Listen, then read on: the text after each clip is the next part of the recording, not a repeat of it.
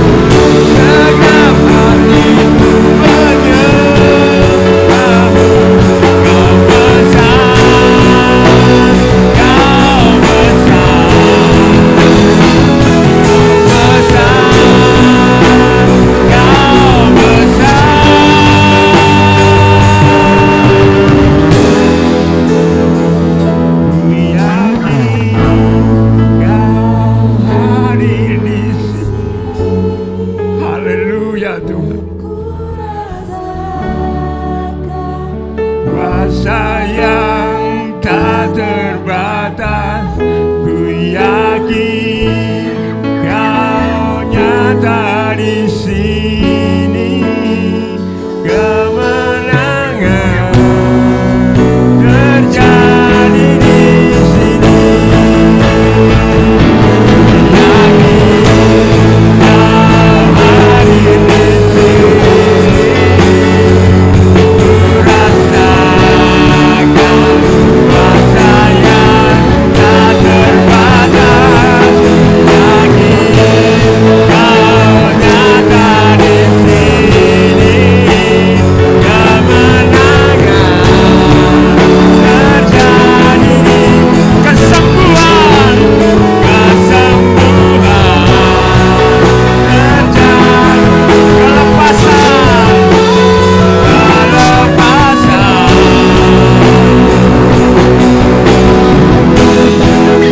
terjadi di sini.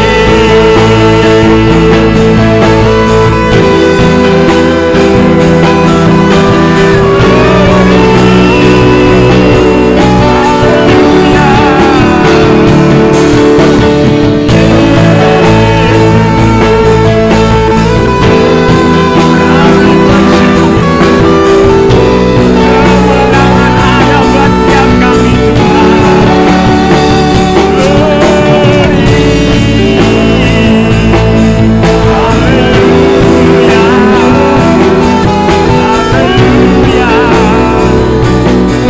kami puji Kau, terima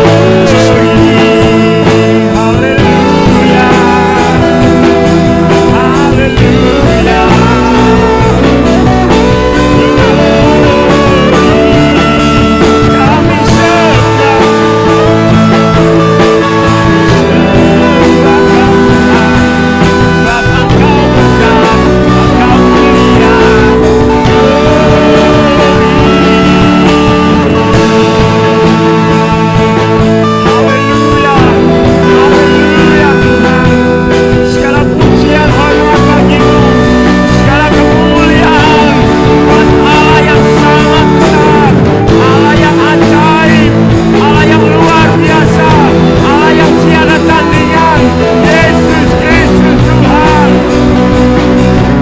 Yesus.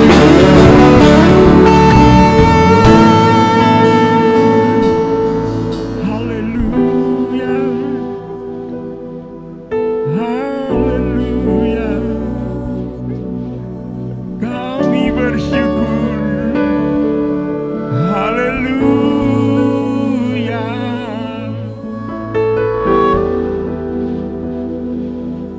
glory Tuhan. Haleluya, terima kasih Tuhan. Kami percaya kemenangan boleh terjadi di setiap diri kami Tuhan. Saat kami boleh percaya dan mengandalkan Engkau Allah yang luar biasa. Masih ada mujizat buat setiap kami Yesus. Terima kasih Tuhan.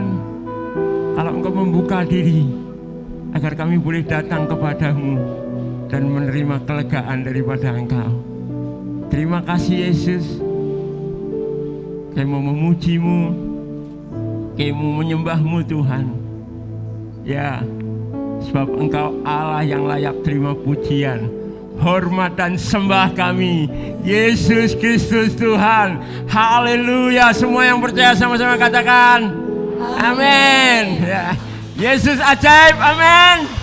Haleluya. Masih ada mujizat buat setiap kita. Amin. Haleluya.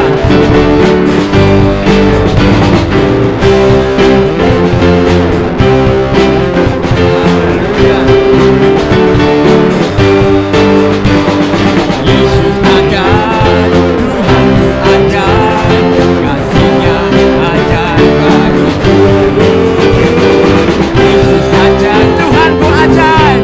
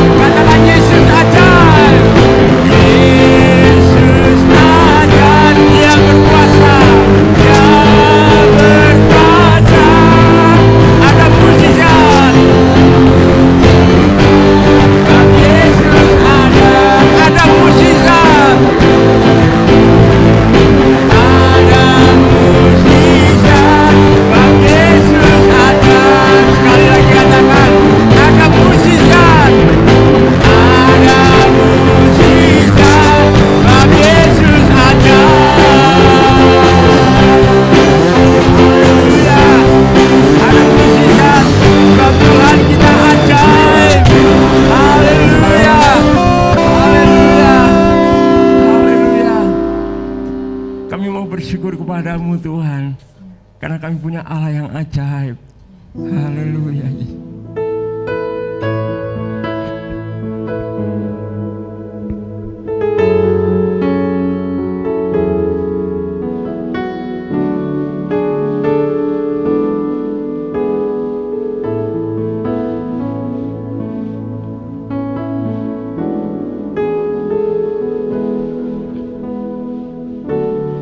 Dengan apa ku membalas kasih-Mu,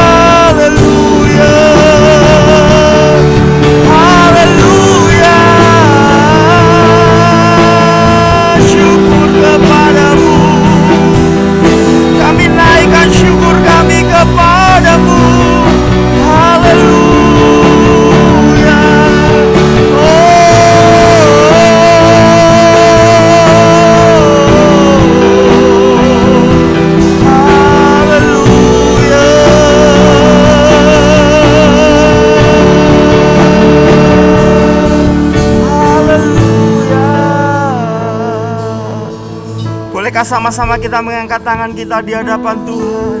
Ku mau selalu bersyukur, selalu bersyukur. Kau yang setia menopangku. Kau mau selalu bersyukur, selalu bersyukur. Kau Bapakku ya. Ini ungkapan hati kami di hadapan-Mu Tuhan. Ku mau selalu bersyukur, selalu bersyukur.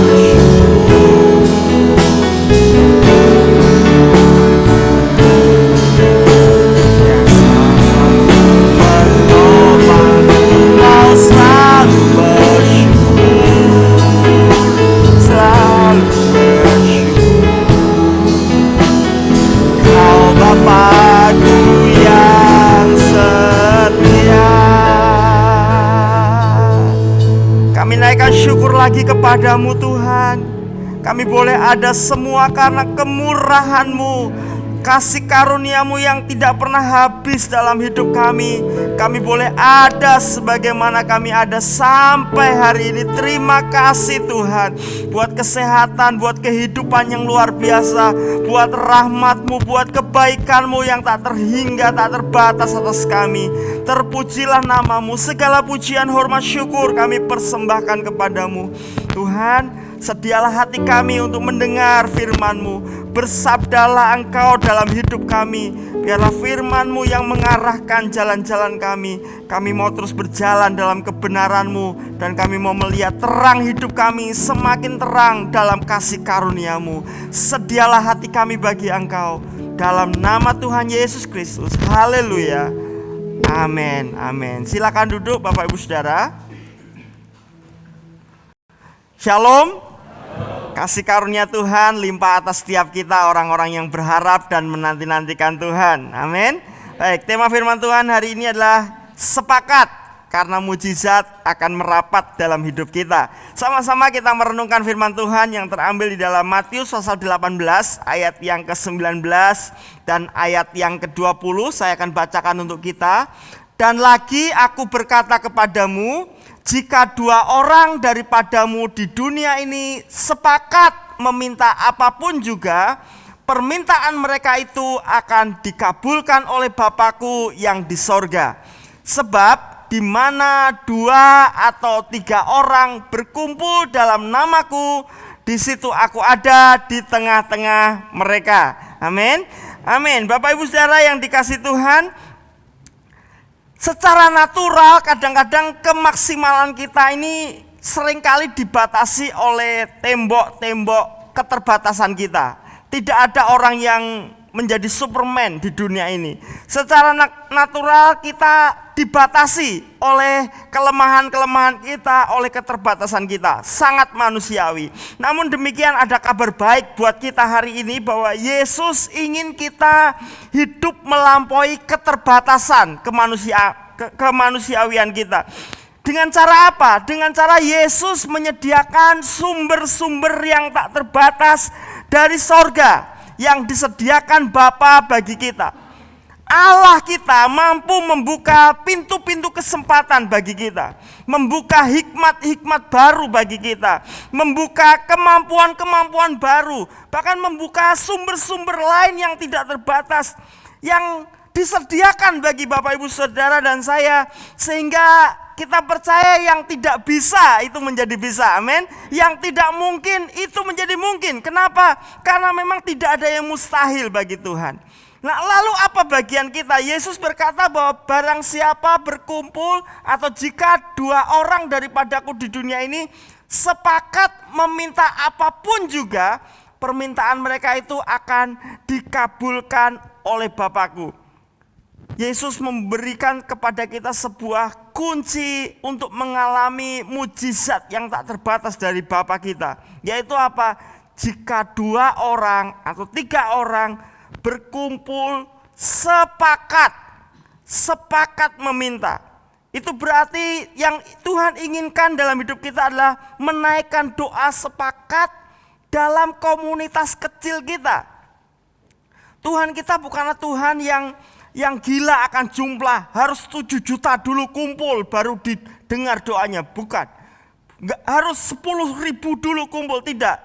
Yesus berkata 2 orang saja atau 3 orang saja, yang penting sepakat meminta. Bicara 2-3 orang, ini bicara tentang komunitas terkecil kita. Itu bisa keluarga kita, itu bisa juga keluarga rohani kita, komsel kita. Yang penting adalah doanya apa, saudara? Sepakat. Yesus berjanji kalau kita sepakat meminta, kita akan memiliki apapun juga yang Tuhan pasti sediakan buat kita. Namun demikian kita perlu menyadari bahwa faktanya Bapak Ibu Saudara, tidak semua doa sepakat itu ternyata mendapatkan jawaban yang kita inginkan. Tidak semua doa sepakat yang kita naikkan kemudian kita mendapatkan jawaban yang kita inginkan. Walaupun Yesus berkata apapun juga. Kalau kita membaca apapun juga sepertinya unlimited, tidak terbatas. Tapi sebenarnya apapun juga itu harus dipastikan apakah kesepakatan kita itu seperti yang Allah kehendaki. Kita perlu memahami kualitas sepakat kita agar kita mengalami apa yang Yesus janjikan buat kita. Firman Tuhan berkata ayat yang ke-20, sebab di mana 2 atau 3 orang berkumpul apa saudara? Dalam namaku. Jadi rupa-rupanya enggak semua kesepakatan itu doanya didengar Tuhan. Kesepakatannya harus dalam namaku. Dalam nama Yesus. Dalam nama Yesus itu menunjuk kepada otoritas atau kepemilikan. Jadi komunitas kita kalau dalam nama Yesus artinya komunitas kita itu menunjukkan bahwa Yesus adalah pemilik dari komunitas kita. Disitulah doa sepakat baru mendatangkan apapun juga. Jadi hal yang pertama yang mesti kita pastikan adalah pastikan komunitas kita, entah itu keluarga kita atau komsel kita, memiliki tujuan yang kudus. Seharusnya inilah yang membedakan komsel dengan komunitas yang lain. Sesungguhnya inilah yang harusnya membedakan keluarga-keluarga Kristen dengan kumpulan-kumpulan yang lain. Kalau keluarga kita walaupun namanya keluarga Kristen, pakai kalung salib, ornamennya banyak ornamen Kristen di rumah kita. Tapi kalau bukan nama Yesus yang menjadi pemilik hidup kita, bukan Yesus yang menjadi pemilik keluarga kita, bukan Yesus yang kita muliakan, ya jangan berharap doa sepakat kita didengar dan dijawab Tuhan. Matius 18 ayat 20 ini dalam terjemahan sederhana Indonesia mengatakan demikian. Karena apabila 2 atau lebih dari kalian berkumpul dan berdoa dengan alasan supaya namaku dimuliakan, berarti aku juga berada di situ di antara kalian. Jadi Bapak Ibu Saudara, ayat ini secara tegas berkata, permintaan kita ini harus bertujuan untuk apa? Memuliakan Tuhan. Suami, istri, anak boleh sepakat. Tapi ya kalau permintaannya tidak untuk mempermuliakan Tuhan, jangan harap sorga membackup kita. Di luar itu kita tidak akan pernah mendapat dukungan sorga. Jangan berharap komsel, doa sepakat, tetapi kalau tujuannya bukan untuk memuliakan Tuhan, tetapi untuk membangun nama sendiri, sorga tidak akan membackup kita. Pada awal-awal peradaban manusia dalam kitab Kejadian sana diceritakan ketika manusia sudah berkumpul setelah zaman Nuh. Mereka kemudian bersepakat untuk membangun sebuah kota dengan menaranya yang sampai ke langit. Membangun menara Babel. Kita akan melihat dalam Kejadian 11 ayat yang keempat dikatakan. Juga kata mereka, marilah kita dirikan bagi kita sebuah kota dengan sebuah menara yang puncaknya sampai ke langit. Dan marilah kita mencari nama supaya kita jangan terserak di seluruh bumi.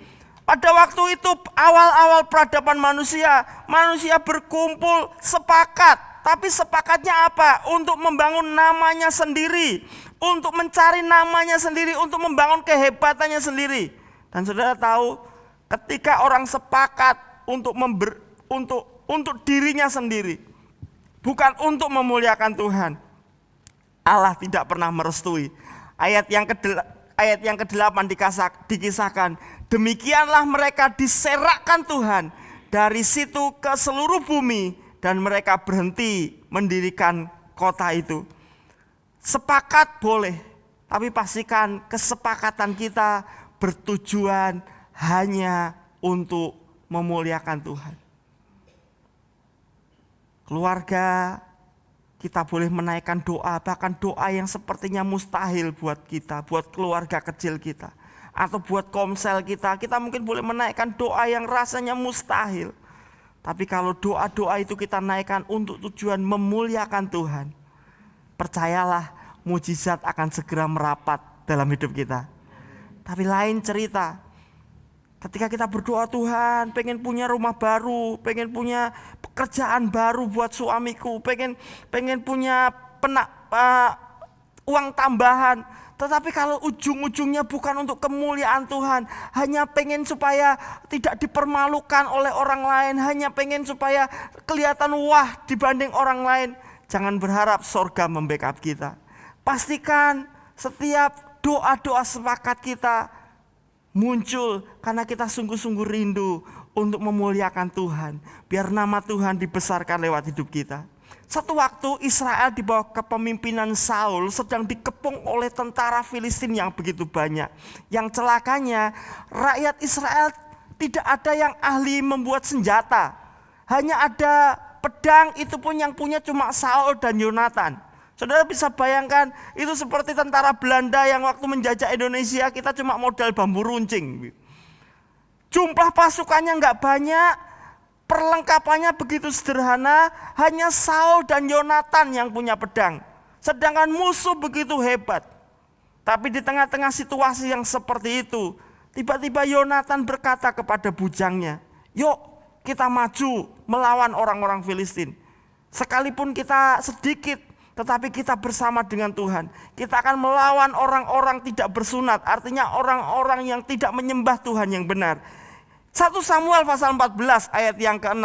Berkatalah Yonatan kepada bujang pembawa senjatanya itu, mari kita menyeberang ke dekat pasukan pengawal orang-orang yang tidak bersunat ini.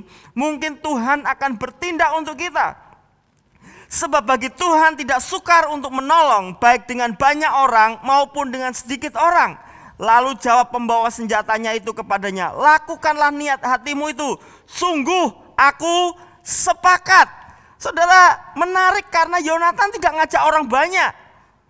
Yonatan mungkin berpikir kalau Yonatan mengajak orang banyak, belum tentu mereka sepakat. Mungkin ada yang takut dan sebagainya, hitung-hitungannya terlalu panjang. Dia hanya mengajak bujangnya, 2 orang saja. Dan Yonatan berkata, yuk kita serbu. 2 orang mau nyerbu tentara Filistin yang banyak. Tapi Yonatan tahu, asal tujuannya mulia, dia percaya bahwa bagi Tuhan tidak sukar untuk menolong, baik dengan orang yang banyak maupun dengan sedikit orang. Dan yang menariknya adalah bujangnya berkata, aku sepakat. Saudara tahu, kalau saudara membaca ayat-ayat selanjutnya dari 1 Samuel pasal yang ke-14 ini, ketika Yonatan dan bujangnya naik mendekati tentara Filistin, pengawalnya kira-kira 20 orang yang jaga pintu. Yonatan naik dan bujangnya, lalu mereka bertempur. 20 orang itu dibabat oleh Yonatan dan bujangnya. Tetapi saudara, gara-gara 20 orang ini dihabisi oleh Yonatan dan bujangnya, terjadi ketakutan yang di tengah-tengah tentara Filistin. Tuhan membuat kegentaran yang begitu hebat di tengah-tengah tentara Filistin, sampai-sampai ngapain? 20 yang mati, lalu yang berikutnya yang lain ngapain? Pada bunuh-bunuhan, saudara. Itu sesuatu yang gak masuk akal. Mungkin karena itu masih fajar hari, masih dini hari, begitu ada 2 orang menyerang dan membunuh 20 tentara Filistin. Tentara Filistin itu mungkin kaget atau bagaimana keluar dari tenda, mereka saling berperang sendirian. Tuhan membuat kekacauan yang luar biasa. Dan benarlah apa kata firman, bahwa tidak ada yang mustahil bagi Tuhan. Dan tidak ada yang mustahil bagi orang yang sepakat berseru meminta untuk kemuliaan Tuhan. Hari-hari ini mungkin yang kita hadapi adalah tembok-tembok kemustahilan. Yang kita hadapi adalah tembok-tembok keterbatasan. Rasa-rasanya keluarga kita mau ekspansi, mau lebih maksimal, mau lebih baik lagi. Rasa-rasanya terlalu banyak kendala di rumah tangga kita. Atau di komsel kita merasa kok begini-begini saja. Tapi tiba waktunya hari-hari ini. Kita mulai berpegang, menyadari bahwa komsel saya ini adalah milik Tuhan. Mungkin hampir 2 tahun karena ada pandemi. Kondisinya serba terbatas, gak bisa kumpul secara langsung, beberapa mungkin melakukan secara virtual. Kita mungkin mulai kehilangan semangat untuk menghadirkan Kristus di tengah-tengah komunitas kita. Kita mulai merasa bahwa saya sendirian hari-hari ini. Tapi Bapak Ibu Saudara, mari kita menyadari bahwa Allah kita adalah Allah yang tidak pernah berubah, amin. Mujizatnya masih berlaku dulu sampai hari ini, bahkan sampai selama-lamanya. Saya berdoa hari-hari ini setiap keluarga-keluarga, setiap komsel-komsel mulai mengalami lagi mujizat Tuhan. Bapak Ibu Saudara, sepanjang minggu depan saya mengundang kita untuk mari kita sepakat doa puasa. Mulai hari Senin besok sampai hari Sabtu kita akan puasa bersama-sama. Untuk apa kita puasa? Yang pertama jelas, kita mau mensyukuri apa yang Tuhan kerjakan dalam hidup kita sepanjang tahun ini. Kondisi mungkin beberapa mengalami situasi-situasi yang berat. Tapi kita patut bersyukur kita sudah masuk pada bulan 12 dan Tuhan masih membuat kita sehat, diberkati Tuhan. Kita mau merendahkan diri kita, menaikkan doa puasa kita bersama-sama. Tapi doa puasa ini juga kita mau belajar merendahkan diri. Tuhan, arahkan jalan-jalan hidupku di tahun ke depan, tahun 2022. Tidak ada yang pasti di tahun depan. Beberapa orang sudah mulai, wah ini COVID-nya sudah mulai turun dan seterusnya. Tiba-tiba ada jenis baru lagi yang mulai menggoncang dunia. Mau sampai kapan demikian? Tapi bukankah firman Tuhan mengatakan demikian? Bahwa hari-hari ke depan tidak lebih baik daripada hari-hari sekarang. Tetapi bersyukur semua boleh digoncang Tuhan. Tetapi orang yang dekat melekat dengan Tuhan tidak akan tergoncangkan. Itu sebabnya kita gak cuma sekedar, oh ya aku percaya. Tapi apakah kita menunjukkan kesungguhan hati kita? Mari kita belajar sepakat Bapak Ibu Saudara, sepanjang minggu ke depan, hari Senin sampai Sabtu kita akan berpuasa bersama-sama. Kita akan berdoa bersama-sama tentunya di rumah masing-masing. Dengan 2 fokus ini, bersyukur buat sepanjang tahun ini. Dan mari kita minta arahan Tuhan. Tuhan, bagaimana dengan bisnisku tahun depan? Bagaimana dengan keluargaku tahun depan? Bagaimana dengan impian-impianku di tahun depan? Bukan kehendakku yang jadi, tapi biarlah Engkau yang dipermuliakan. Nah, kita akan doa bersama hari Jumatnya saja. 1 kali pertemuan secara langsung, tentunya dengan protokol kesehatan yang ketat. Hari Jumat 6:30 malam kita akan bersepakat berdoa di sini. Tetapi kita akan naikkan doa puasa kita dari Senin sampai hari Sabtu. Bapak Ibu Saudara, kita percaya ketika komunitas kita, baik komunitas keluarga kita maupun keluarga rohani kita sepakat untuk memuliakan Tuhan. Apapun juga kata Yesus, disediakan Bapa di sorga kita bagi kita. Amin. Lalu sepakat yang bagaimana? Ayat 2. Hal yang kedua adalah mari izinkan sepakat kita adalah mengenakan karakter Kristus. Yesus berkata, barang siapa 2 atau 3 orang berkumpul dalam namaku, kata Yesus. Nama itu selain menunjuk sebagai kepemilikan, menunjuk sebagai otoritas, nama itu juga menunjuk kepada karakter. Nama itu menunjuk tentang jati diri. Nah, ketika 2-3 orang berkumpul dalam nama Yesus, jadi komunitas kita 2-3 orang yang sepakat itu harus menunjukkan komunitas kita itu sekarakter dengan Yesus. Jadi bukan sekedar doa ditutup dalam nama Tuhan Yesus, bukan. Kita boleh berdoa terus kita klaim dalam nama Tuhan Yesus, tapi kalau dalam komunitas kita tidak ada karakter Yesus, jangan harap sorga membuka pintu bagi kita untuk memberkati kita. Yang dimaksud dalam nama Yesus artinya komunitas kita haruslah sekarakter dengan Yesus. Allah itu kasih. Itu sebabnya komunitas kita harus sekarakter dengan Allah kita. Yaitu apa? Kasih. Kolose 3 ayat 14 mengatakan, dan di atas semuanya itu kenakanlah kasih sebagai pengikat yang mempersatukan dan menyempurnakan. Kasih Allah harus ada dalam keluarga kita. Banyak orang ngomongin kasih, tapi seringkali kasih itu hanya bungkusnya saja. Ujung-ujungnya adalah ada maunya. Tapi kasih Allah adalah kasih yang menerima tanpa syarat. Keluarga kita, suami kita, istri kita, orang tua, anak bukanlah orang-orang yang sempurna. Masing-masing punya kelebihan memang, tapi juga punya kelemahan. Tapi biarlah kita melatih diri kita untuk apa? Untuk belajar menerima tanpa syarat. Teman-teman kita di Komsel bukanlah orang-orang yang sempurna. Kalau orang-orang sempurna gak butuh Komsel. Jadi mungkin kita yang gak butuh Komsel, jangan-jangan kita sudah sempurna. Justru lewat teman gereja kita, anggota Komsel kita saling menggosok dan menggesek. Gak enak Pak ikut Komsel, wah isinya emang padu Pak, isinya cuma, ya justru disitulah besi menajamkan besi, manusia menajamkan sesamanya. Bagaimana kita tahu sabar, bagaimana kita bisa menjadi orang yang sabar kalau gak ada orang yang bikin kita gak sabar gitu. Tiap kali Komsel tekonnya telat terus gitu. Nah itu melatih kesabaran kita. Bagaimana kita bisa belajar untuk kasih itu mengampuni kalau gak ada orang yang menyakiti kita. Dan orang yang menyakiti kita itu bukan orang yang jauh di sana. Teman Komsel sendiri tiba-tiba fitnah kita, ngomong kasar sama kita.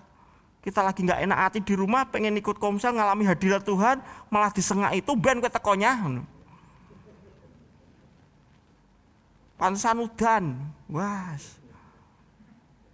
Jadi hancur hati kita. Tapi bagaimana kita belajar mengampuni seperti Allah kita yang mengampuni kita kalau gak ada orang-orang yang menyakiti kita. Jadi memang Tuhan itu mempertemukan kita dengan orang-orang yang tepat untuk menggosok dan menggesek kita. Dan orang yang tepat itu ada di sebelah saudara. Yang menatap kita dengan wajah-wajah sinis mungkin, wah ambune gak enak mungkin. Tapi disitulah saatnya kita belajar untuk menerima tanpa syarat. Seharusnya keluarga kita, Komsel kita menjadi tempat yang paling aman untuk menjadi pribadi yang apa adanya. Memang gak gampang Bapak Ibu Saudara. Untuk membangun persekutuan yang penuh kasih itu butuh proses, butuh waktu, dan itu prosesnya waktunya adalah seumur hidup. Suami istri bisa saling mengasihi, itu masalah komitmen. Sebab kalau direnung-renungkan, suami kita banyak salahnya, istri kita banyak kurangnya. Kalau kita hanya fokus di situ, kita nggak akan pernah bisa sepakat keluarga kita. Tetapi mari belajar mengenakan kasih. Mengenakan itu berarti keputusan kita untuk menggunakan kasih Allah sebagai pengikat. Kalau mau dicari salahnya, banyak salahnya. Kalau mau dicari kurangnya, banyak kurangnya. Anak-anak kita itu banyak kurangnya. Orang tua kita itu banyak kurangnya dan itu menjengkelkan. Kita nggak bisa bandingkan orang tua kita dengan orang tua yang lain. Kita nggak bisa bandingkan anak kita dengan anak yang lain. Sudah itu yang Tuhan taruh dalam keluarga kita. Putusan kita adalah kenakan kasih. Kenakan itu berarti kita mengambil keputusan.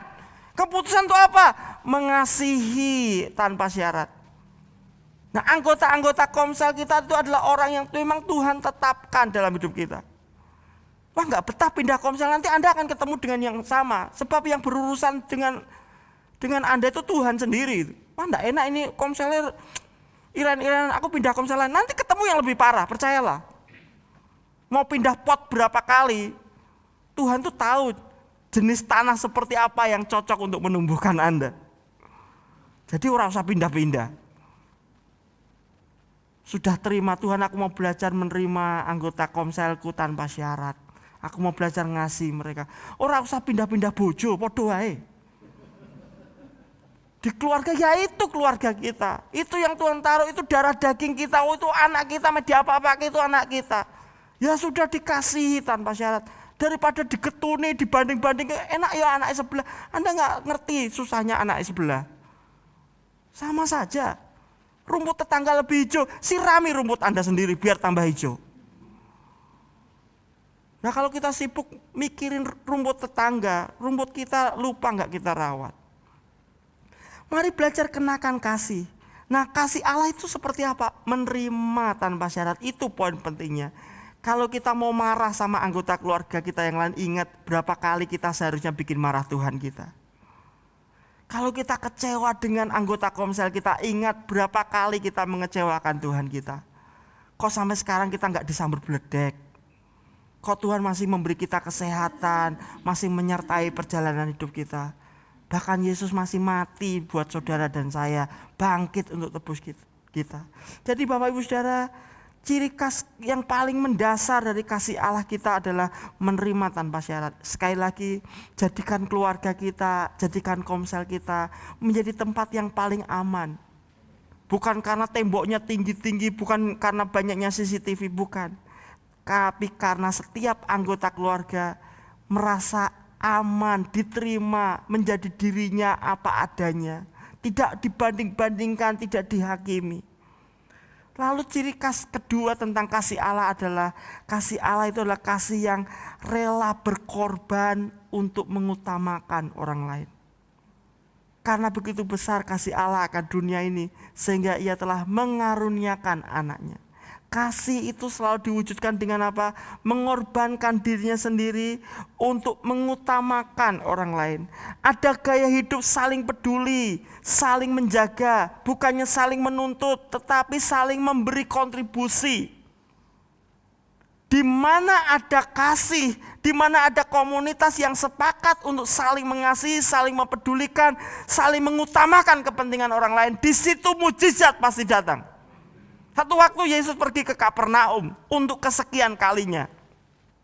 Dan karena orang-orang Kapernaum sudah melihat, mendengar bagaimana Yesus mengajar, bagaimana Yesus membuat mujizat. Begitu Yesus sampai ke Kapernaum, orang-orang berbondong-bondong dekati Yesus. Sampai rumah di mana Yesus berada itu full, penuh. Orang-orang rebutan tempat VIP untuk mendengar pengajaran Yesus. Tetapi ada beberapa orang ketika mendengar Yesus bukan cepat-cepat nyari Yesus, tapi cepat-cepat nyari temannya. Di Markus pasal 2 ayat yang ke-5, ada seorang yang lumpuh. Dan ketika teman-temannya itu mendengar bahwa Yesus datang ke Kapernaum, teman-temannya ini penuh kasih. Alih-alih lari rebutan cari VIP, cari tempat yang paling dekat dengan Yesus. 4 orang ini teman-temannya itu justru cari temannya yang lumpuh. Dan mereka sepakat menggotong temannya untuk menemui Yesus. Firman Tuhan berkata, ketika Yesus melihat iman mereka. Jadi Yesus gak cuma lihat imannya orang lumpuh, tetapi melihat imannya teman-temannya. Ketika Yesus melihat iman mereka, berkatalah ia kepada orang lumpuh itu, "Hai anakku, dosamu sudah diampuni." Lalu ayat 12, dan orang itu pun bangun, segera mengangkat tempat tidurnya dan pergi keluar di hadapan orang-orang itu. Sehingga mereka semua takjub lalu memuliakan Allah. Katanya, yang begini belum pernah kita lihat. Bapak Ibu Saudara, di mana ada kasih, di situ ada mujizat. Kasih mereka ditunjukkan dengan apa? Dengan tindakan membawa teman mereka yang sakit kepada Tuhan. Sekali lagi saya ulang, sementara orang banyak ketika mendengar Yesus, mereka berbondong-bondong mencari tiket VIP untuk bisa duduk di paling depan, masuk ke rumah karena pengen ketemu Yesus. Itu enggak salah, itu baik. Tetapi Yesus tertarik dengan mereka yang mencari temannya yang lumpuh. Mereka meletakkan kepentingan orang lain di atas kepentingannya sendiri. Saat keluarga, saat komsel kita saling mengasihi, saling peduli, saling mengutamakan kepentingan orang lain. Wes, aku terluka ndak apa-apa, yang penting jiwa baru ini ngalami Tuhan.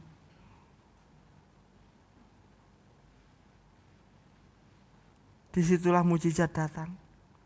Mujizat pasti terjadi.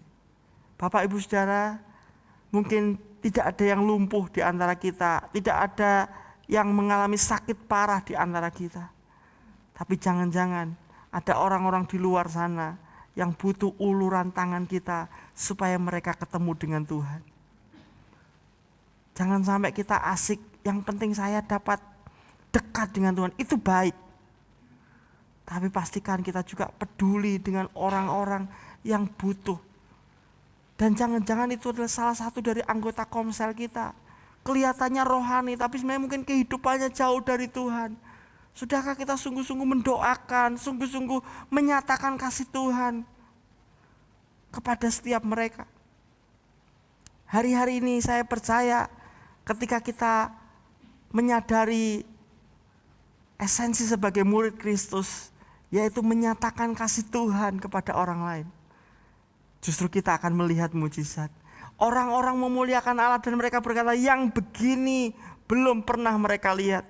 Sebenarnya menarik saudara, karena ketika mereka berkata yang begini belum pernah kita lihat, apa sih yang belum pernah mereka lihat? Bukankah Yesus ke Kapernaum itu untuk yang kesekian kali? Mereka sudah pernah melihat Yesus mengajar, mereka sudah pernah melihat Yesus menyembuhkan. Apa yang baru mereka lihat? Yang baru mereka lihat itu ketika Yesus berkata, "Hai anakku, dosamu sudah kuampuni." Dosamu sudah diampuni. Itu baru buat mereka. Hari itu mereka melihat ternyata Yesus bukan sekedar rabi yang mengajar. Hari itu mereka gak hanya melihat Yesus sebagai nabi yang membuat mujizat. Tapi untuk pertama kalinya mereka melihat Yesus adalah Sang Mesias yang mengampuni dosa umat manusia. Itu sebabnya mereka berkata, yang begini baru pertama kali kita lihat. Mereka sudah mendengar nabi-nabi membuat banyak mujizat.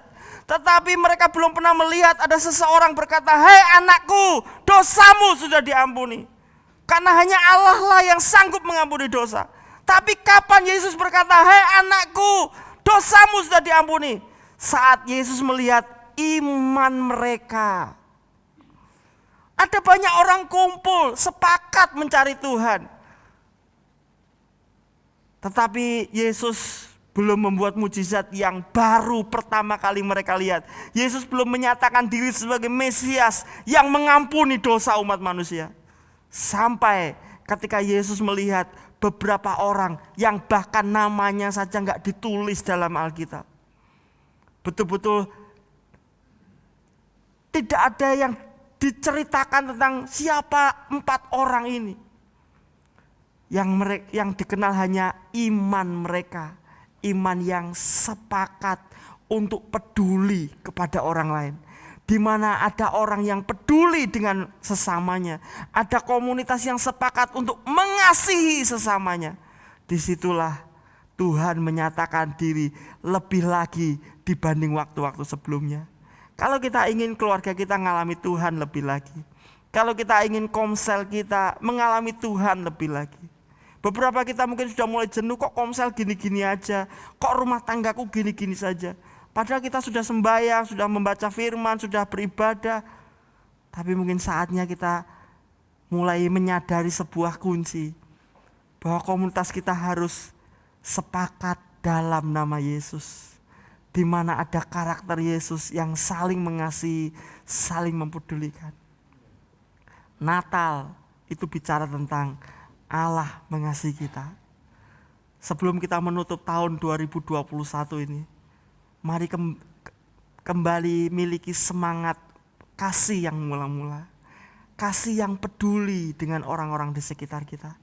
Beberapa orang mungkin karena menghadapi situasi yang berat, mulai kehilangan imannya, atau imannya sudah mulai luntur, atau mungkin sudah mulai kasihnya sudah mulai luntur kepada Tuhan.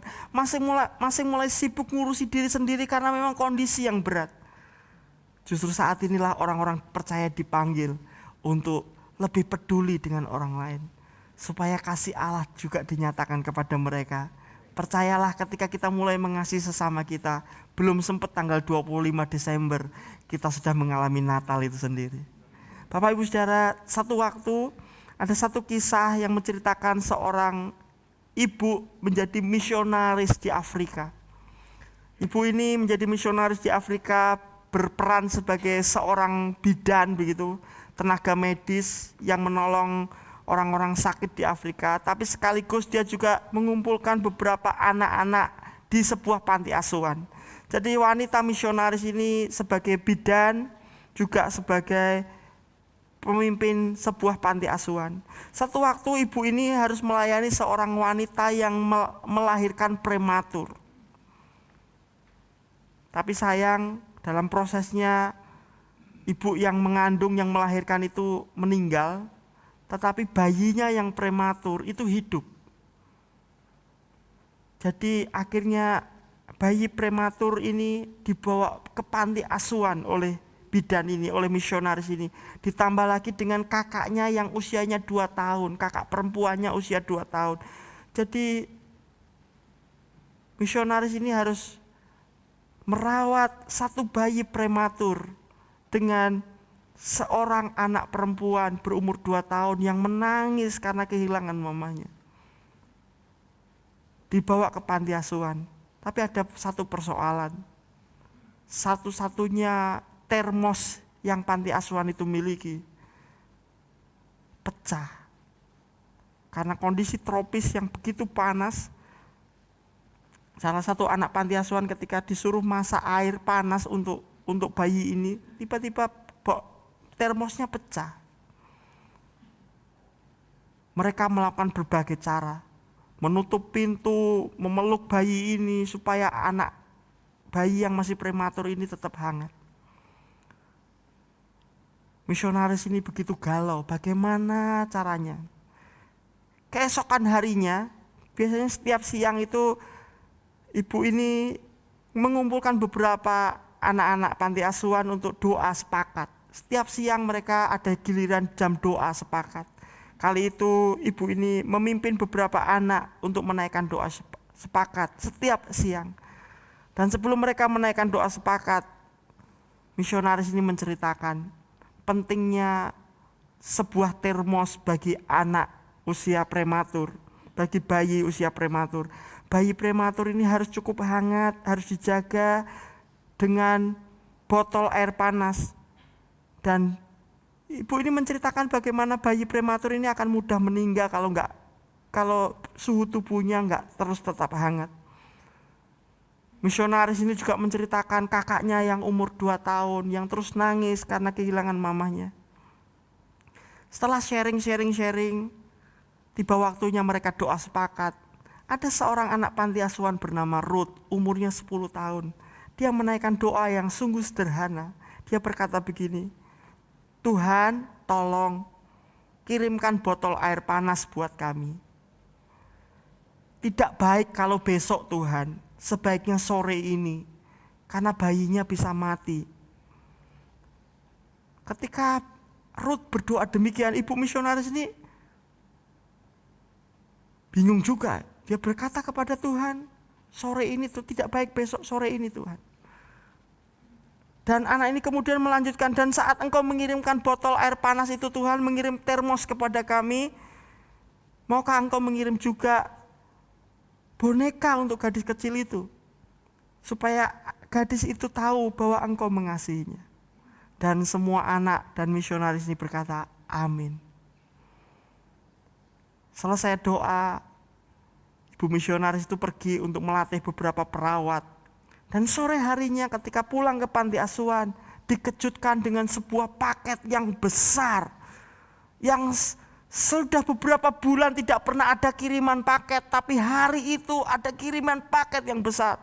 Anak-anak bersukacita sambil menunggu ibu misionaris ini. Begitu ibu ini sudah datang, anak-anak bersepakat membuka bungkusan-bungkusan itu. Ada makanan-makanan, ada baju hangat, semua dikeluarkan. Sampai satu titik, tiba-tiba ada sebuah termos di dalam paket yang besar itu. Dan begitu termos itu, mereka melihat termos itu, ibu itu diangkat tinggi-tinggi dan anak-anak itu bersorak-sorak. Semuanya menangis terharu karena doa Rut didengar Tuhan. Sore itu Tuhan kirim termos. Tetapi yang menarik, Rut tiba-tiba masuk mendesak dan berkata, ibu, kalau Tuhan mengirim termosnya, Tuhan pasti tidak lupa untuk mengirim bonekanya. Sehingga anak itu kemudian masuk ke kotak besar itu. Dia keluarin semua barang-barang. Dan kemudian ketemu sebuah boneka yang begitu baik. Rut menangis, bener kan Bu, Tuhan menjawab doa kita. Dan dia berkata, bolehkah saya menemui anak umur 2 tahun itu untuk memberitahukan bahwa Yesus mengasihinya. Ibu misionaris itu menangis karena sebenarnya dalam hatinya dia meragukan doa anak kecil ini. Orang tuanya sudah lama tidak pernah mengirim paket. Panti asuhan itu sudah sekian bulan tidak menerima paket. Tapi hari itu ada seorang anak berumur 10 tahun bernama Rut berdoa, Tuhan kirimkan kami botol air panas. Tidak baik besok, sore ini Tuhan, karena bayinya bisa mati. Bahkan Rut berkata, kalau engkau mengirimkan termosnya, jangan lupa kirim boneka buat kakaknya yang umur 2 tahun. Saudara, ketika ibu misionaris ini memeriksa bingkisan paket ini berasal dari mana? Ternyata itu dikirimkan dari mantan anak-anak sekolah minggunya waktu dia masih remaja. Waktu dia masih remaja, masih tinggal di Eropa, dia mengajar sekolah minggu dan dia mengajar anak-anak untuk mengasihi Tuhan. Dan Tuhan menggerakkan beberapa alumni anak-anak sekolah minggu untuk ngumpulin barang-barang dikirimkan kepada guru sekolah minggu mereka yang telah menjadi misionaris. Di situ Tuhan mengutus mantan anak-anak sekolah minggu yang sudah dewasa untuk mengirim termos, mengirim perlengkapan-perlengkapan yang lain, juga tidak lupa mengirim sebuah boneka. Dan saudara tahu, ternyata kiriman paket itu dikirimkan 5 bulan yang lalu. 5 bulan yang lalu Tuhan mengumpulkan mantan-mantan atau anak-anak sekolah minggu yang sudah dewasa. Tuhan taruh hatinya kepada beberapa mantan anak sekolah minggu untuk mengingat kembali gurunya yang telah menjadi misionaris. 5 bulan yang lalu Tuhan sudah menyiapkan sebuah jawaban doa bagi seorang anak kecil yang berkata, sore ini. Bapak Ibu Saudara, percayalah, bahkan sebelum kita meminta, Tuhan sudah menyediakan jawabannya. Bahkan sebelum kita memohon, Tuhan sudah menyediakan jawabannya. Namun seringkali yang Tuhan tunggu adalah, adakah orang-orang yang sepakat dalam namaku untuk meminta apapun juga? Adakah orang-orang yang sepakat hanya punya kerinduan untuk memuliakan Tuhan, hanya punya kerinduan untuk saling mengasihi seperti Yesus mengasihi?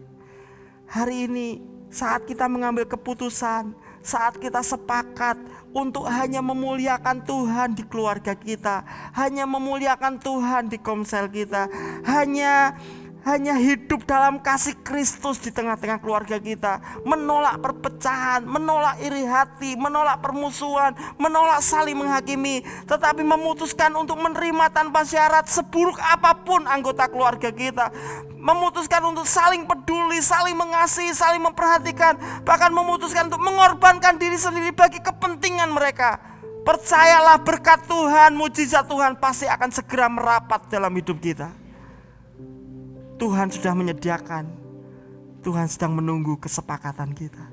Sama-sama bangkit berdiri, kita datang kepada Tuhan. Tak terbatas kuasa-Mu Tuhan, semua dapat Kau lakukan. Apa yang kelihatan mustahil bagiku,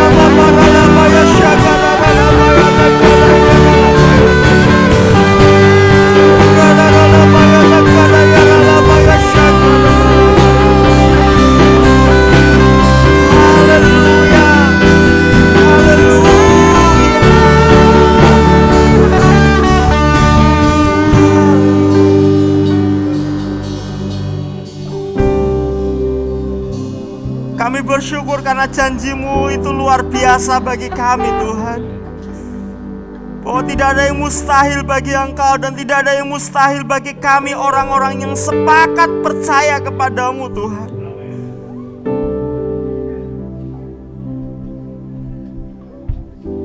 Sebab itu ajari kami untuk sepakat memuliakan Engkau dalam keluarga kami, dalam keluarga rohani kami. Untuk betul-betul menyatakan kasih Tuhan di tengah-tengah keluarga kami, di tengah-tengah keluarga rohani kami. Biar kami mengenakan kasih-Mu dalam setiap membangun hubungan, supaya kesepakatan kami adalah kesepakatan di dalam nama Yesus. Dan kami percaya apapun juga yang kami mohonkan kepada-Mu Tuhan, apapun juga yang kami minta kepada-Mu Tuhan,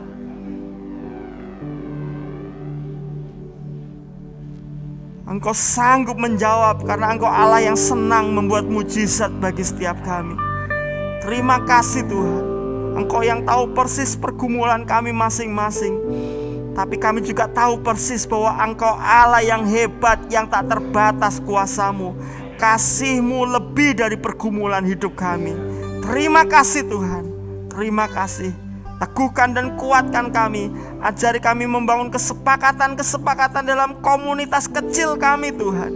Sehingga kami boleh mengalami Tuhan hari demi hari, waktu demi waktu. Kemuliaan-Mu nyata di tengah-tengah kami. Goreskan firman-Mu dalam hati dan hidup kami. Dan biarlah hidup kami berjalan dalam kemenangan demi kemenangan. Di akhir ibadah kami membawa persembahan persepuluhan kami kepada Tuhan. Tuhan yang kuduskan, boleh kami gunakan untuk kemuliaan Tuhan. Nama Tuhan dipermuliakan. Segala pujian, hormat, syukur bagi Tuhan. Sebentar kami kembali ke rumah kami masing-masing. Kami pulang dengan sukacita, sebab berkat Tuhan menyertai kami. Mari kita terima berkat Tuhan. Tuhan memberkati engkau dan melindungi engkau. Tuhan menyinari engkau dengan wajah-Nya dan memberi engkau kasih karunia. Tuhan menghadapkan wajah-Nya kepadamu dan memberi engkau damai sejahtera. Kekasih-kekasih Tuhan, mari pulang dengan membawa anugerah dari Allah Bapa, kasih sayang dari Tuhan Yesus Kristus dalam persekutuan Roh Kudus menyertai kita hari ini sampai selama-lamanya. Di dalam nama Tuhan Yesus Kristus, semua yang percaya katakan amin.